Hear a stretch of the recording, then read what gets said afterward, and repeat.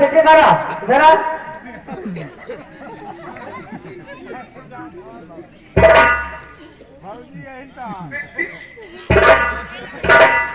ए कौन है हमारा?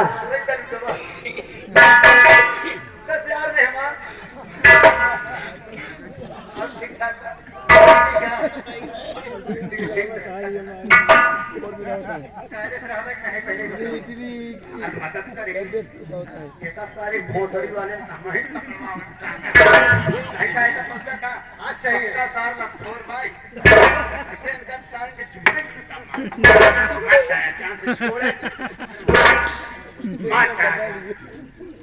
ऐसे पुलिस वाले सारे गोली मार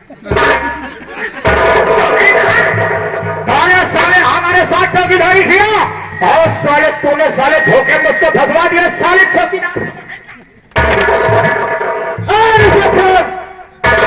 ये बता काली और कमल को गिरफ्तार करने के लिए कितने पैसे लिए थे?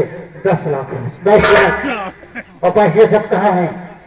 अकाउंट में ट्रांसफर करो। कर दो काली और कमल अभी मोबाइल नहीं कर दो। जान बख्शा दी जाए।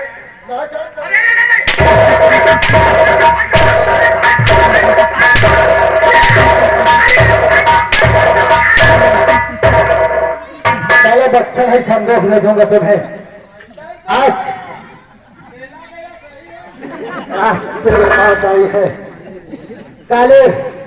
ये हराम दो तेरे इज्जत के साथ खिलवाड़ करना चाहता है ना? आज मिटा दे इस परिंदों को इस दुनिया से।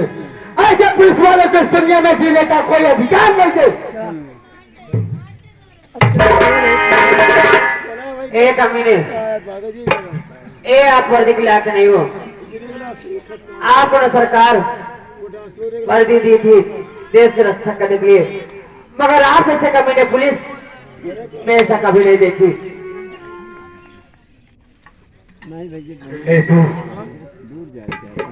ये बात तो बिल्कुल सच कह रही है कि सरकार ने हमें वर्दी दिया जनता की रक्षा करने के लिए, लेकिन मैंने इस वर्दी की घमंड में आ गया और मैंने घूस लेना चालू कर दिया। घूस लेने की ऐसी हमारी आदत पड़ गई कि हमेशा मैं उसी में घुलता चला गया। आज नहीं तू तेरे शरीर पे काला वस्त्र है, तू आज एक टापू की भेष में है, तो कहीं ना कहीं इसमें हमारी भी गलतियां हैं। अगर मैं नेताजी से मिलकर घूस न लेकर के उस दिन मैं तुम्हारे पिताजी के खून के इल्जाम अगर मैं तुम्हें जेल न भेजा होता, अब तुम रिहा होकर आए, मैंने तुम्हारे साथ गलत काम करने के लिए कोशिश न किया होता, तो आज तो भी किसी घर की एक राजरानी बनकर रहती, डॉक्टर बनकर न रहती। आज अगर तुम मुझे माफ कर देगी तो समझेगा कि पूरी दुनिया माफ कर दी, नहीं तो कमल आज मुझे जान से मार देगा। देखिए मैं तो आपको कभी नहीं माफ करूंगी। किस लिए आपने बहुत अत्याचार किया।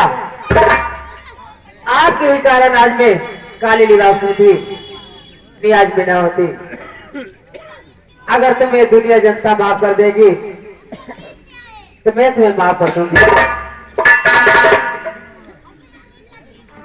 इस नौटंकी प्रांगण में आए हुए काका दादा नौजवान साथी बच्चों माताएं बहनें, जैसा कि आप लोग जानते हैं जिस कहानी में गद्दार नहीं होते हैं उस कहानी में कोई मजा नहीं आती है। ये तो मैंने रात भर नाटक और नौटंकी के माध्यम से किया। अगर आप